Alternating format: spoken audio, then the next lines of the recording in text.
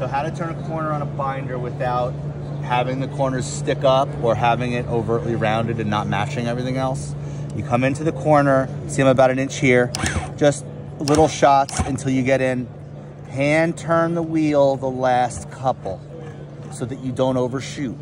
And once your feeder, you see how now there's like a small right angle between the guard and where the edge of the carpet is? Then with the needle, you put the needle down into the carpet, you lift the wheel, and then you can pivot the machine or the carpet around that, put the wheel back down, put a couple stitches in it.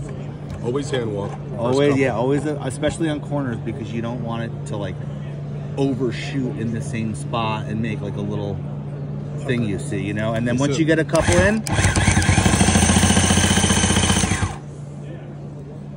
I mean, there's backing here, that's why I didn't catch, but you know, that typically, kind of an awkward spot. Yeah, these are not cut straight. Yeah, they're not cut straight, but typically them. You would see this is gonna lay flat. That's the tension, because it was turned too soon is why the corners do this. After he turned, you can't emphasize enough, that hand walking 1 or 2 stitches is not just to make sure it holds its spot, it's to get the carpet to the feed wheel and the feeder, so when you pull the trigger, it doesn't hesitate. It's pulling right away, so that's why you'll get a flatter corner. Yeah. Okay. So